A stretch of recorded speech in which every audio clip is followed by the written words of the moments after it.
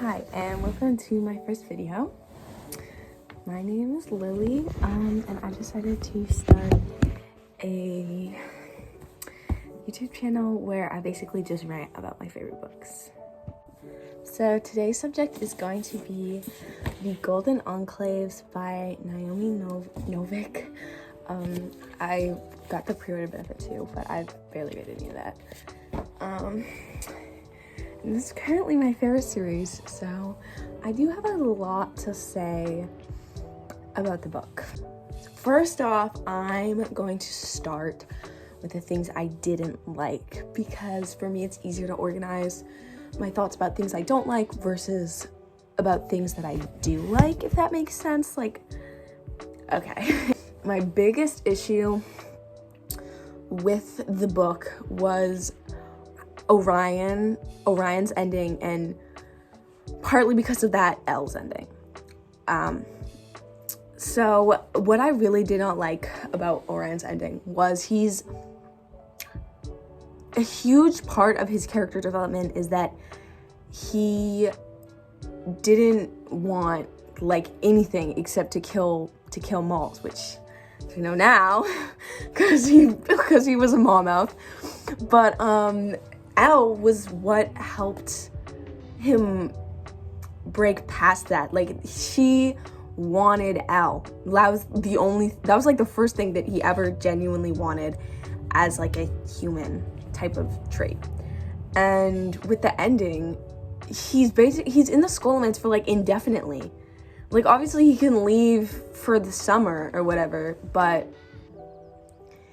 it's so ridiculous to me because it's just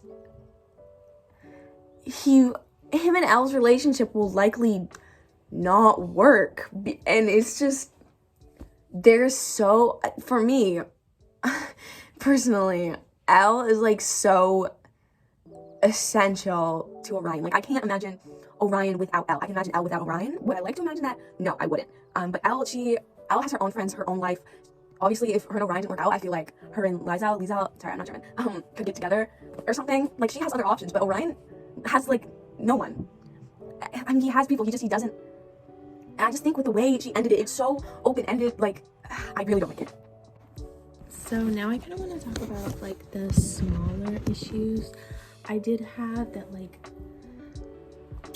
weren't as big as the ending. Okay, ignore my curtain. But to me, we're still what moments? Okay, so number one, Gwen was not fleshed out really as a character. She'd been kind of being hyped up these two books, and then the reveal for her I thought was kind of underwhelming. We literally saw more of her forest than we did of her. Number two,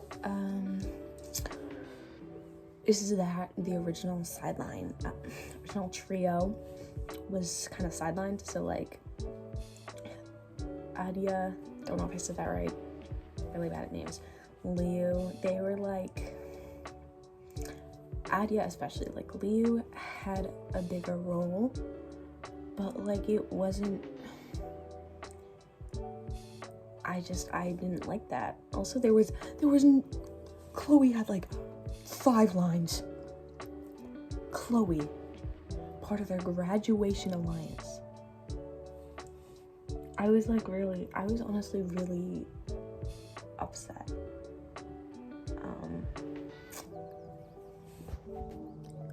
Third, this is just a personal thing, but maybe it's not, I don't know, but the vibes were very different, which I know is to be expected considering it's the ending, but I didn't feel the same reading this one as I did reading the other two. The other two were kind of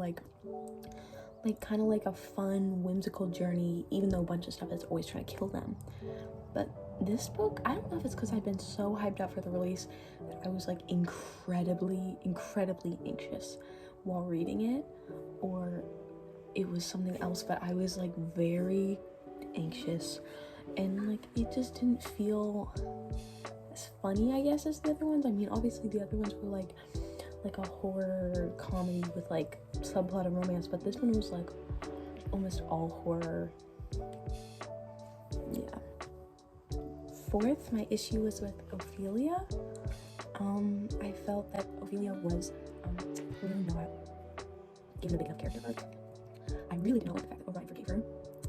Literally with like, it's just ridiculous to me. She slaughtered like the entire senior class, and he just forgave her, and like, so yeah, that definitely made me mad.